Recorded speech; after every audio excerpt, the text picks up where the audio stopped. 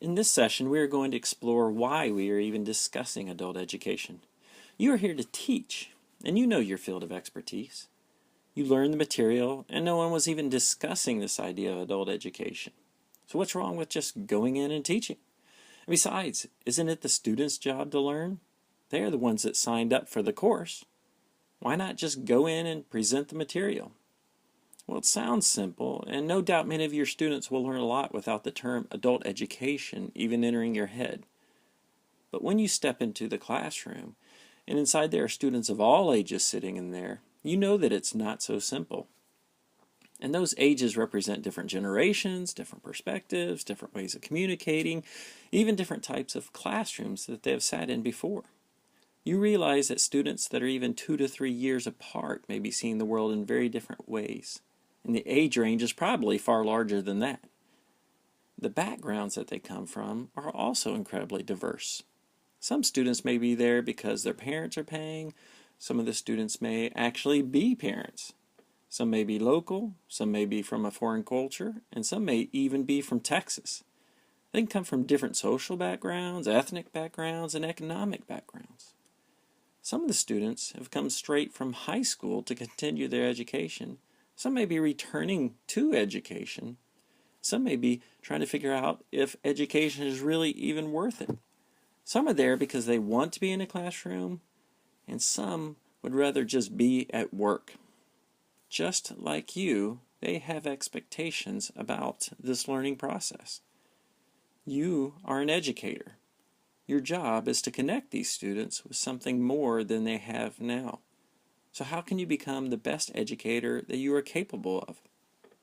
Well, the key is that you continue to be a learner just like your students.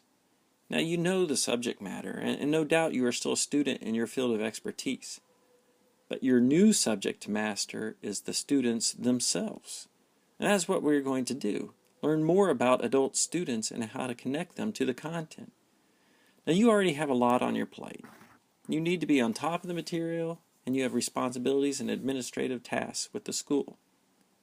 So what we do is we present the material and hope that the students then make the effort to cover the rest of the gap between them and the content.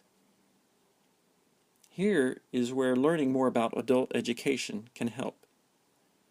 You learn more about the gap between the students and the content by learning more about both. You then, as an educator, help bridge the gap between the students and the material. The more you know about the students, the better you can help them get the material.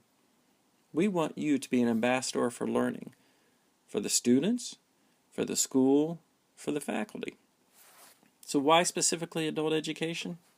Because adults bring a specific set of challenges and expectations to the classroom. Think about the difficulty of teaching kids these days. I have a son in 5th grade, and all the kids in that class are within a year of each other. Most of them lived in the local area for their lives. They don't have a lot of experience, and they still look up to the teacher. Yet even within that class, there are many different learning styles. There are differences between the boys and the girls. There are kids who are motivated to learn some of the time, and those that don't want to be there most of the time. You have social issues, home issues, and learning issues. Now think about the diversity of adults you may get in one classroom. You have adults from all kinds of backgrounds, work backgrounds, economic backgrounds, age, diversity, ethnicities, and a wide variety of experiences. Not only is there a gap between them and the material, there could be a pretty large gap just between the students.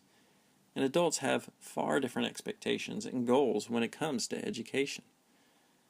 But you can learn some general principles that will help you overcome these gaps. Let's talk about the differences in child and adult learning characteristics. First, children rely on others to decide what is important to be learned. Adults decide for themselves what is important to be learned.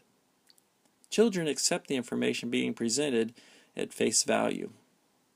Adults need to validate the information based on their beliefs and values.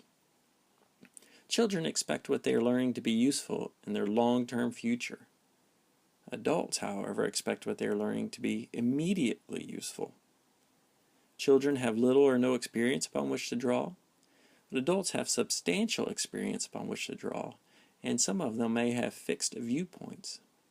Children have little ability to serve as a knowledgeable resource to the teacher or fellow classmates. But adults have a significant ability to serve as a knowledgeable resource to the educator and fellow learners. Now you will notice that these differences between children and adults isn't necessarily a bad thing. In fact, some of it can be used to the advantage of the class. Understanding and acknowledging these differences will give you, the educator, a different perspective that can position you to help them get the most out of the class. You don't necessarily have to change your style of teaching, but maybe there are some strategies and small adjustments you can make to take advantage of these adult education principles. Your job is not just to present the material, but to help these adults take ownership of their learning, to invite them along on a journey of growth.